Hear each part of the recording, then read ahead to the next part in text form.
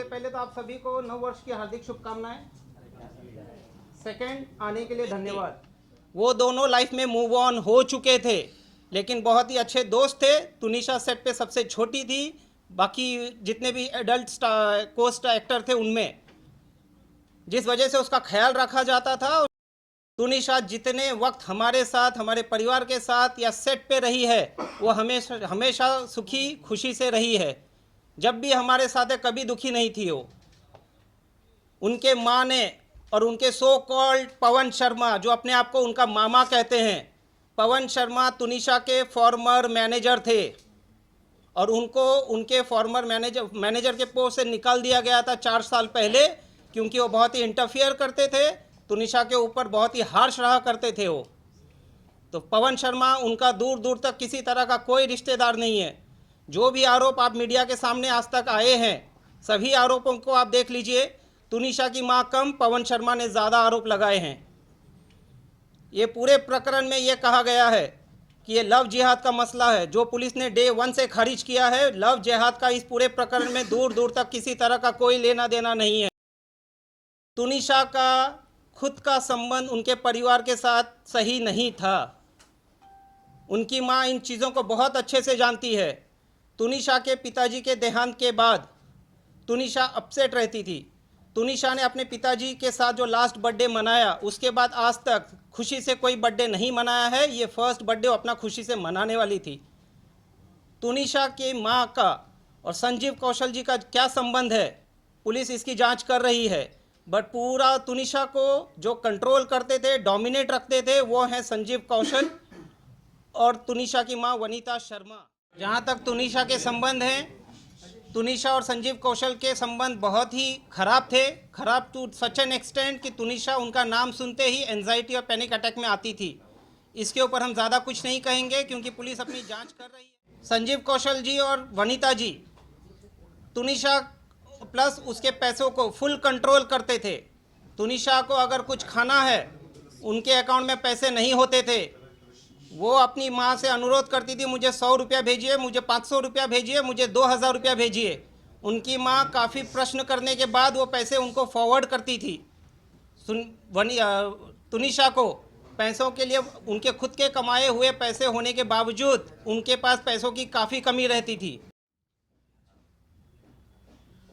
Lockdown के थोड़े पहले मिस्टर संजीव कौशल आए थे बॉम्बे अपना किसी ट्रीटमेंट कराने के लिए। ट्रीटमेंट होने के बाद वो इंसिस्ट कर रहे थे कि तुनिशा को लेके चलते हैं चंडीगढ़।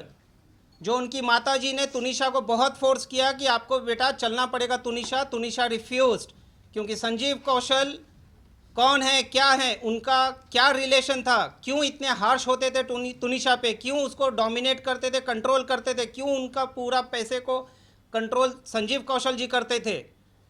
इन सारे चीज़ों को लेके संजीव कौशल का नाम जैसे ही आता था, तुनिशा अपने पैनिक अटैक या किसी ना किसी एंजाइटी में चली जाती थी।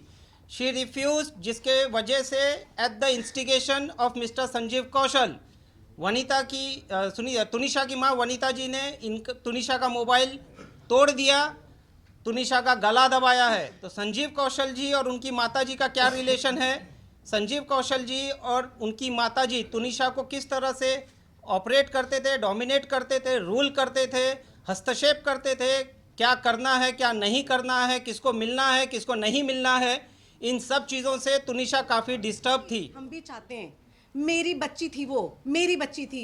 हम लोगों के लिए, हमारी फैमिली के लिए सफ़र कितना मुश्किल हो रहा है ये हमें पता है, हमारे ऊपर वाले को पता है कि एक तरफ वो बच्ची जो हमारे बहुत क्लोज थी मेरे घर की, वो सबसे छोटी बच्ची थी।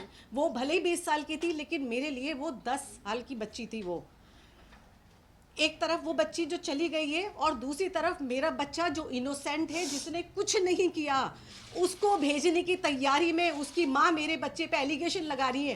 क्या चाहती हो आप वनीता जी, आप क्या चाहती हो? एक बच्ची ने सुसाइड कर लिया और दूसरी माँ का बच्चा भी सुसाइड कर ले, आपके टॉर्चर करके, आपके प्रेशर में आके।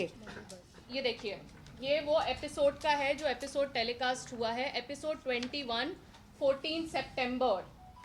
यहाँ क्लियरली लिखी है। और क्योंकि बैंक होता है और हम लोग टेलीकास्ट शूट पहले करते हैं, बाद में टेलीकास्ट आता है। तो ये टेलीकास्ट डेट इधर है और ये एपिसोड का है। सो इसको जो उनके मामा बोल रहे हैं पवन शर्मा जी कि उनको हिजाब पहना दिया गया था, दिस इज द प्रूफ। ये हिजाब चैनल की तरफ से पहनाया गया है, हमारी तरफ से नहीं। 2018 में उसने एक आर्टिकल निकाला था जिसमें उसने बहुत क्लियरली बोला है कि मुझे मेरी ग्रैंड मदर और मेरी कज़न सिस्टर के डेथ के बाद से मैं बहुत एंजाइटी से निकल रही थी। मैं सेट पे जाती थी तो मुझे ज़ॉम्बी फील होता था। वो लड़की इतना क्लियरली बोल के गई है और उनकी मम्मी अभी भी इसी डिनाइल में है कि उनकी बेटी को सिर्फ ओसीडी था। वो ब्रेकअप का जो मुद्दा उठाया जा रहा है, जो उनकी माताजी ने एफआईआर में आरोप लगाए हैं, नॉट ओनली वो सरासर गलत हैं, एफआईआर का पूरा एलिगेशन अगर आप फेस वैल्यू पे ले ले तो शीजान का जो अरेस्ट है इल्लीगल है। अभी व्हाट्सएप चैट में आप देख सकते हैं, उन्होंने अपना एड्रेस भेजा था और 13 सितंबर को हम यही क्लेरिफाई करने गए थे कि आंटी ऐसा क्यों है, आप टुनिशा पे ध्यान क्यों नहीं दे रहे हो। तो वहाँ पे उन्होंने ये चीज़ एक्सेप्ट की थी कि संजीव के साथ वो हैं, संजीव कौशल के साथ वो हैं, और हाँ मुझसे गलती हुई है कि मैंने टुनिशा पे ध्यान नहीं दिया है, मैं टुनिशा को नेग्लेक्ट करती आई हूँ। ये उन्होंने हमारे सामने बैठ के कन्फ्रंट किया। डिप्रेशन का कारण उसके बचपन का चाइल्डहुड ट्रॉमा है। वो बचपन से उस ट्रॉमा को लेती आ रही है। एक 20 साल का बच्चा 10 साल के दिमाग के साथ वो उस ट्रॉमा को बैगेज के साथ खींचती आई है। काश के उसको काम पे फोर्स पे नहीं, काम के लिए फोर्स ना किया जाता, उसको ब्रेक दिया जाता, उसका प्रॉपर ट्रीटमेंट किया जाता, तो शायद आज टुनिशा शर्मा हमारे बीच होती। पुलिस ने ऑलरेडी सीसीटीवी फुटेज रिकवर किया है जिसमें यह क्लियर कट दिखा गया है कि शीजान ने बिना टाइम वेस्ट किए उसको गोदी में उठा के गिरते पड़ते उसको नहीं गिरने दिया, गाड़ी में बिठाया और वहां से तुरंत निकले हैं। कोई 15 मिनट कहीं नहीं रुका है और उसके साथ ये सरासर आरोप झूठे हैं।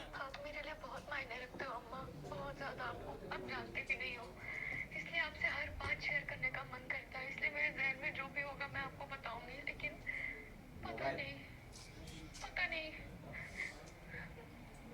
मुझे खुद नहीं पता मुझे क्या हो रहा है। ये 5 सितंबर का ऑडियो रिकॉर्डिंग है। उनकी माताजी जिनका बर्थडे था 12 जुलाई को, उन्होंने अपना जन्मदिन भी मुंबई में नहीं सेलिब्रेट करके अब्रॉड में संजीव कौशल जी के साथ सेलिब्रेट किया, जिसको लेके भी वो काफ़ी डिस्टर्ब थी। उन्होंने अपनी माताजी को ना तो बर्थडे विश किया। जहाँ तक जितने आरोप लगे हैं इस पूरे प्रकरण में, आज अभी इस वक्त तक किसी भी आरोप का पुख्ता सबूत ना तो पुलिस को अपनी जांच में मिला है ना मिलेगा, क्योंकि शीजान मोहम्मद का या उनके परिवार का इस पूरे प्रकरण में दूर दूर तक कोई लेना देना नहीं है। जैसा मैंने पहले भी कहा, आज अभी इस वक्त भी कह रहा हूँ, हम आज बेल एप्लीकेशन फाइल कर रहे हैं, उसमें हमने सारे तथ्यों को कोर्ट के सामने रखा है और अब हम इस प्रेस कॉन्फ्रेंस